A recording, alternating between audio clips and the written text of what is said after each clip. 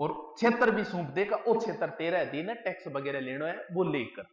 तो चूड़ामन को बिना ताज का जाट राजा भी कहा जाता है, बिना ताज को जाट राजा। बाद में मुगल साम्राज्य उत्पतन होता जा रहे, कमजोर होता जा रहे मुगल साम्राज्य। फिर मोहम्मद शाह भी आवे, रंगीलो बादशाह। मोहम्मद शाह को है वो चूड़ामन ने क्या उपाधि दे, ठाकुर की उपाधि दी। इनके बाद में मोहम्मद शाह जो है वो चूड़ामन के विरुद्ध अपने एक शासक को भेजता है जयपुर से, कभी सुनिए तो बताए है मेरे। इसके कारण उसे राज राजेश्वर राजाधिराज की उपाधि दी जाए। कौन बताए होगे, कौन बताए हो, नहीं कौन बताए, हाँ किसको, सवाई जयसिंह को। तो सवाई जयसिंह क्या हुआ कि चूड़ामन ने एक तरीके, चूड़ामन का दो बेटा आपस में लड़न लग गया, तो चूड़ामन भी परेशान हो जाए। इस चीज को सवाई जयसिंह फायदो उठावे, और फायदो उठा के राजा किन बना दे, बदन सिंह ने। और बदन सिंह ने जागीर दे दे क्या डींगी, और उपाधि दे क्या ब्रजराज की। ब्रजराज को अर्थ के भरतपुर को राजा, ब्रज क्षेत्र बोले भरतपुर ने, तो भरतपुर को राजा ही तो है। तो ये डींग के महल बड़े ही प्रसिद्ध है। डींग बहुत बार एग्जाम में पूछ लिया, डींग के महल कहां है, कहां है। जल महल है, जल महल जयपुर में भी है, लेकिन प्रसिद्ध का जल महल है डींग आ रहा है। कभी मौको मिले तो देखिए, बी टाइम के अकॉर्डिंग तो बहुत शानदार बनेगा है। फुहारा चालना बी टाइम कौन सी मशीन ही, लेकिन फुहारा को सिस्टम भी बनाए सारो महल के नीचे कर। पता नहीं कौन सी नदी का पानी आता है, कौन सी नदी है भरतपुर साइड, पारेल है, कौन सी एक नदी का पानी आता है इसके अंदर। तो बढ़िया तरीके से बनाए गए डींग के जल महल, बहुत प्रसिद्ध है, देखने लायक है। कब देखने जाना है, जन्माष्टमी के नजदीक। तो भाई प्रोग्राम कब होगा, जाट किन माने, कृष्ण जी माने, तो जन्माष्टमी नजदीक प्रोग्राम होगा। तो जन्माष्टमी के नजदीक ये देखने लायक होता है, कभी मौका मिले तो देखिए आइयो। बाकी तो देखने तो अठला सिकरा की चीजें कौन गए, तो अठपा जाऊंगा ही की। तो डींगा जल महल के प्रसिद्ध है। बदन सिंह को शासन काल है वो एक तरीकों सूरजमल को शासन काल है। बदन सिंह के टेम में राजकार्य कौन संभाल लियो, सूरजमल संभाल लियो। तो एक तरीके से बदन सिंह का समय भी सूरजमल का ही समय। अब जो दुर्ग बनेगा एक कौन सा, भरतपुर दुर्ग। कब नींव रखी गई बेरोगे, 1733। तो आ नींव बिया देखे तो सूरजमल ही बनवाए हो दुर्ग, लेकिन राजा भी टेम्पो ने बदन सिंह है। तो नाम हो या जय कभी भरतपुर दुर्ग किसने बनवाया, बदन सिंह ने बनवाया। पूर्ण किसने करवाया, सूरजमल ने। बहुत लंबे समय तक इसका कार्य चला, क्योंकि ये मिट्टी के ऊपर बना हुआ दुर्ग है, किसी पहाड़ी पर तो है नहीं। तो फिर इस दुर्ग के चारों ओर बहुत चौड़ी चौड़ी खाइयां बनेनी है, 250 फुट चौड़ी खाई है, मिट्टी की दीवार है, इन तरीकों बनाए मजबूत दुर्ग बनाए। कौन सा दुर्ग है, भरतपुर दुर्ग। तो बदन सिंह अंतिम समय में आंखों में रोग हो जाए, तो दिखणों वगैरह बंद हो जाए, तो राजकार्य कौन संभाला, फिर सूरजमल ही संभाला। अब आगे शासक कौन बनेगा, जाट राजवंश का संस्थापक चूड़ामन, बिना ताज का जाट राजा। जाट राजवंश का वास्तविक संस्थापक बदन सिंह, और इसकी एक उपाधि कौन सी है, ब्रजराज की। अब कौन आएगा, सूरजमल। सूरजमल ने अपने जीवन में 24 लड़ाइयां लड़ी। कुछ महत्वपूर्ण युद्ध है। सूरजमल ने दिल्ली पर, पुरानी दिल्ली पर आक्रमण किया। परेशान तो मुगल लोग हो रहे ज्यादा। पुरानी दिल्ली पर आक्रमण किया, बटू एक जुल्लो लिया, जुल्लो सूरजमल लाएगा, जवाहर सिंह 2-3 चीजें और लाएंगे, वो तो बाद में देखेंगे। अब भारत में एक बहुत बड़ा आक्रमण होगा उस समय, और भरतपुर का शासक कौन है, सूरजमल। अब देखो क्या स्थिति बनी हुई है। अगर हम राजस्थान की बात करें तो ये अंतिम समय आ गया, वैसे तो रियासतों का तो एक तरीके से अंतिम समय आ गया। तो अंतिम समय में राजपूत रियासतें कमजोर हो गई थी, और उस समय सबसे मजबूत रियासत कौन सी थी, भारत में सबसे मजबूत रियासत मानी जाती है भरतपुर उस समय, क्योंकि बाकी इधर वाली रियासतें कमजोर हो चुकी थी, आपस में लड़ना शुरू हो गई थी। तो अब भारत में आक्रमण होगा अहमद शाह अब्दाली का, नाम तो सुन लो, ये बहुत खतरनाक आक्रमण,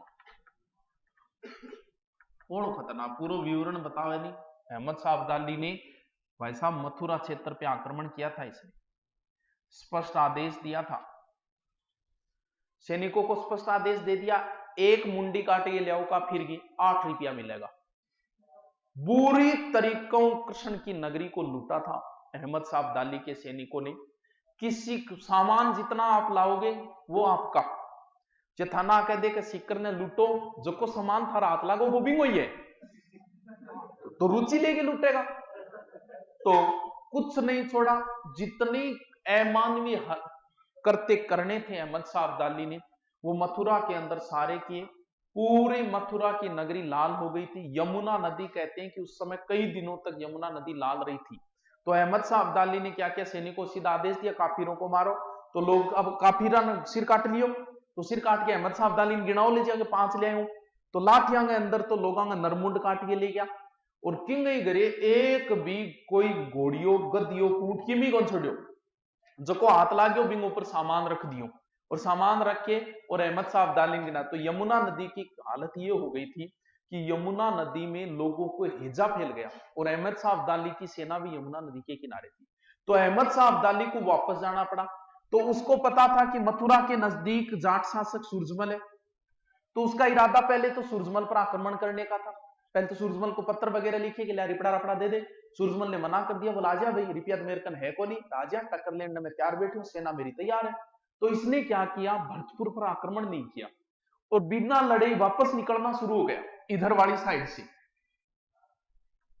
ये जो तोप वगैरह लाया था ना अहमद शाह अब्दाली, वो तोप भी यहीं छोड़ के चला गया था, क्योंकि घोड़ियां गद्दियां पर तो सामान लाद दियो, और इसके सैनिक भी पैदल ही गए थे, इतना सामान लूट के लेके गया था। तो वो जो तोप है वो बाद में सूरजमल भरतपुर दुर्ग में ले आया था। अब एक महत्वपूर्ण युद्ध होगा इतिहास का, जिसे बोलते हैं पानीपत का युद्ध। कब हुआ, 1761। अहमद शाह अब्दाली और मराठा सदाशिव राव भाऊ, ठीक है, और किसी ने सहयोग नहीं किया।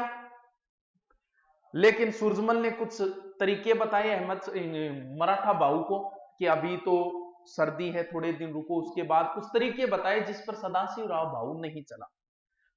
तो अब जो युद्ध होगा पानीपत का, वो मराठा और किसके बीच में, अहमद शाह अब्दाली। सूरजमल अपने दुर्ग के अंदर है, कहां, भरतपुर। तो सूरजमल इस युद्ध के परिणाम का वेट कर रहा है कि क्या परिणाम निकलेगा। अब मराठा बुरी तरीके से इस युद्ध में हारे। मराठा बहुत ज्यादा, ये युद्ध जो है ना, वो एक तरीके से भारतीय इतिहास को ही बदल दिया था इसने। इस युद्ध के बाद अंग्रेज मजबूत हो जाएंगे। क्यों, क्योंकि अंग्रेजों का डर सबसे ज्यादा मराठों का था, और मराठे इस युद्ध में बहुत ज्यादा कमजोर हो गए पानीपत के युद्ध में। अब मराठों की बुरी तरीके से हार हुई इस युद्ध में। अब मराठा भागे यहां से, तो जाहिर सी बात है कि सूरजमल के क्षेत्र में प्रवेश करेंगे। सूरजमल की 5 रानियां थी, लेकिन एक रानी को आपको नाम याद रखना पड़ेगा, किशोरी देवी। ये महत्वपूर्ण है। अब सूरजमल ने एक आदेश दिया अपनी रियासत में कि जो भी मराठा आ रहे हैं, कोई इनको परेशान नहीं करेगा, इनको कोई लूटेगा नहीं, आपसे जितनी सहायता होती है उतनी मराठों की सहायता करो। तो सूरजमल ने ये जो भाऊ की पत्नी थी पार्वती, किशोरी देवी ने इनको बुला लिया भरतपुर दुर्ग में, कई दिनों तक रखा यहां पर। और भयंकर सर्दी थी, सर्दी में इनके लिए सारी व्यवस्थाएं की गई। मराठों का अच्छा सहयोग किया सूरजमल ने यहाँ पर।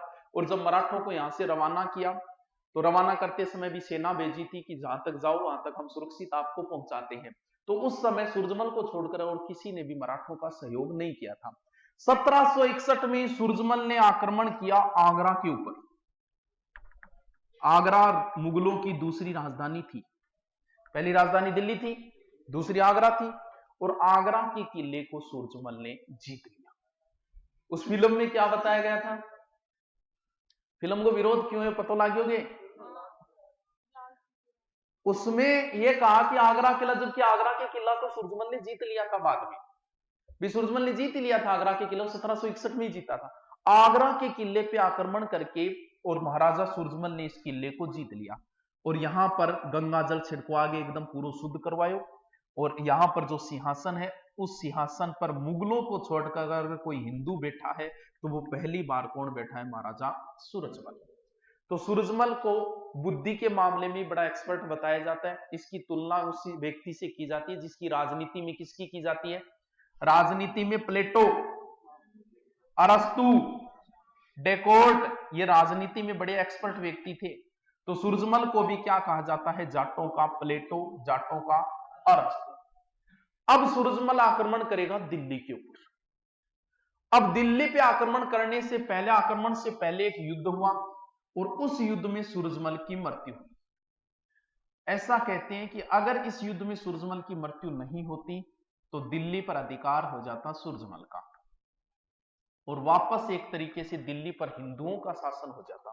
यह सूरजमल की अंतिम लड़ाई थी, अंतिम युद्ध था जिसमें दिल्ली पर आक्रमण करते समय मृत्यु हुई थी। तो एक कहावत सुनिए कभी कि जाट मरेडो जद जानिए जद श्राद्ध हो जा, सुनिए रही है कभी? वो यहीं से शुरू हुई थी लड़ाई के अंदर और सूरजमल की मृत्यु हो गई। लेकिन सेना जो है ना वो वैसे की वैसे थी, वैसे युद्ध कर रही थी। तब उन्होंने सोचा यार लफड़ा क्या है, सूरजमल मारा गया या नहीं मारा गया। तब उसमें से एक व्यक्ति ने कहा था, बोलना भाई जाट तो मरेडो जद जानिए जद श्राद्ध हो जा। मन तो लागे कौन कि सूरज मारे गए, क्योंकि अगर सूरजमल मारा जाता तो सेना भागती, भाग ही नहीं रही है, सेना वापस युद्ध कर रही है। तो ये अंतिम युद्ध था जब दिल्ली पर अधिकार करते समय सूरजमल की हो गई थी मृत्यु। तो सूरजमल ने जीवन में कितने युद्ध किए? 24 युद्ध किए। आगरा पे अधिकार हुआ है, सूरजमल ने कर लिया।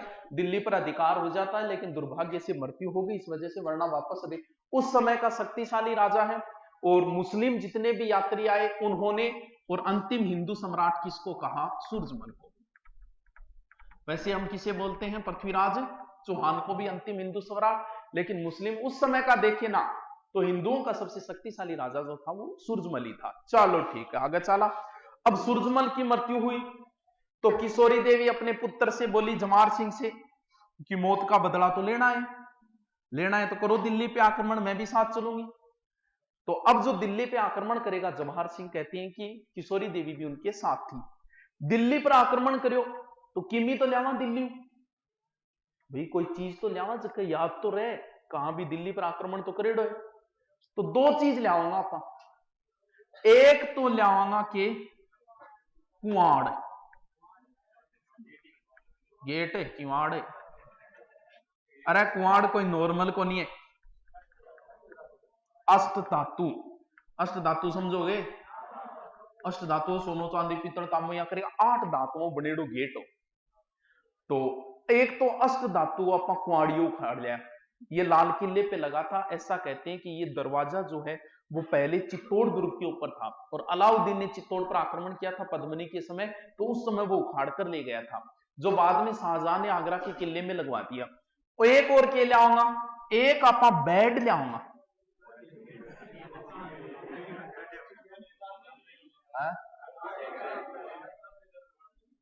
अब देखो यो की, अरे कभी देखना आप डींगा जल महल देखे डाई, डींग के जल महलों में रखा हुआ ये बेड, काड़ो संगमरमर को बेड है, एकदम पत्थर को बने पूरो को पूरो बढ़िया तरीकों बेड, यानी 50 आदमी भी बिन उठा कौन पा। हाँ बैठ के देखे रखेंगे, देखे कौन शायद देखना कभी। तो जैसे ही आप प्रवेश करोगे, प्रवेश करते ही पहले पोत रखा है, बैठ तो बैठ जी तो ही, लेकिन पत्थर को है उठे कौन 50 आदमी। दोनों सोरो इन ले तो आया, ले आगे बोले रहे वो बेड क्या खातर बनाए, जद बोलिया कि मुगल बादशाह मर जाता नहीं जदी ऊपर नुआता, अब के काम लिया तो पाछो भी कौन रखा ही जाए। तो भरतपुर दुर्ग डींग के महलों में प्रवेश करते ही सबसे पहले ही रखा हुआ है। तो काले पत्थर का, संगमरमर का, के बोलांगा इन बेड ही बोलांगे, हिंदी में के बोला है बेड ही बोलता होगा। और अष्ट धातु को दरवाजों गट्ठे लगवायो लोहागढ़ दुर्ग में, शाबाश। तो दिल्ली से अष्ट धातु का दरवाजा कौन लेके आया था? बेड कौन है? या मान लो जवाहर सिंह में जोर ज्यादा हो जब बेड चक ले और एक कुआड़ चक ले, और तो क्या क्या क्या याद रखना पड़ेगा। जवाहर सिंह माता कौन है? किशोरी देवी। किशोरी देवी बोली कि मेरी भी इच्छा है कि मैं पुष्कर का स्नान करूंगी। बोले कोई बात नहीं माता, तो स्नान करने में क्या समस्या? बोले अच्छा मैं कोई यही कौन करूं स्नान, को नॉर्मल थोड़ी हो, मैं महाराजा सूरजमल की पत्नी हूं, तो ऐसे नहीं करूंगी, शाही स्नान करूंगी पूरी तरीके से। बोले ठीक है माता, शाही स्नान करा लिया चलो। तो उस समय जवाहर सिंह जब पुष्कर स्नान करवाने के लिए अपनी माता को आया था, उस समय किसी की हिम्मत भी नहीं हुई थी कि जवाहर सिंह पे कोई आक्रमण कर सके। और उस समय कुछ जातियों को छोड़ के बाकी घाघरे में नाड़ों पहनने की इजाजत भी को नहीं महिला, बता रहे हूं भी टेम की स्थिति। तो गुरु जी एक लटका आगे, चोटी में लटका आगे और घाघरो बांधा रखो। कुछ जातियों को छोड़ के महिलाएं जो है वो लाख की चूड़ियां भी नहीं पहन सकती थी।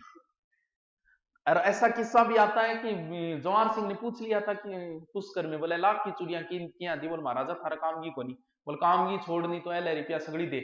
कहते हैं कि वहां महिलाओं को लाख की चूड़ियां बटोए सगड़ा कहो कि घाघरो पेड़ के घाघरा नाड़ो पेड़ के रखे चुडा चाडा ना लटकाए। तो उस समय की बातें हैं ये भी, ऐसा ही था। आपको पता है आज भी बहुत सारी ऐसी चीजें प्रथाएं हैं, तो उस समय तो होनी थी। वापस आ रही थी जवाहर सिंह की सेना। उस समय जयपुर की सेना ने आक्रमण कर दिया था। अब इस युद्ध में जाट तो अपनी जीत मानते हैं और जयपुर वाले अपनी जीत मानते हैं। ठीक है, आगे कौन है? रणजीत सिंह। रणजीत सिंह के समय भी एक घटना हुई थी, सारा ही जानता हो क्या? कौन जानो? भरतपुर दुर्ग पर मराठा ने शरण ले ली थी और आक्रमण किया एक अंग्रेज। कौन? लेक, लॉर्ड लेक कह दो। तो उस समय भरतपुर दुर्ग की पता नहीं सिचुएशन किस हिसाब से, कुछ तो कहते हैं कि मिट्टी का बना हुआ है, तो क्या होता है कि गोड़ो दागे और गोड़ो फाटे को नहीं, माटी के अंदर ठंडो हो जाए। कुछ कहते हैं कि इसकी आकृति इस तरीके से थी कि गोड़ा ऊपर से निकल रहा था। तो लॉर्ड लेक इस दुर्ग को जीत नहीं पाया। नहीं जीत पाया तो उसने कह दिया दिस इज लोहागढ़ है। तो भरतपुर दुर्ग का एक दूसरा नाम क्या है? लोहागढ़। वैसे अगर देखें ना, कुछ चीजें हैं वो अपने इतिहास से अलग करती है जाटों की। मुगलों को आज तक किसी ने नहीं लूटा जाटों को छोड़ के। दिल्ली को किसी ने नहीं लूटा आज तक जाटों को छोड़ के। आगरा पे किसी ने अधिकार नहीं किया जाटों को छोड़ के। और राजस्थान के इतिहास में जाटों को छोड़ के अंग्रेजों को भी किसी ने नहीं हराया। ये पहली बार अंग्रेज भी जाटों से हारे हैं। इसके बाद में रणजीत सिंह ने इनसे क्या कर ली थी? मैत्री संधि कर ली थी। सहायक संधि नहीं है ये मैत्री संधि है। संधि होगी कि चलो ठीक, और बाकी फिर आजादी के समय आई जाएगा शासन। ठीक है जी, और होगा।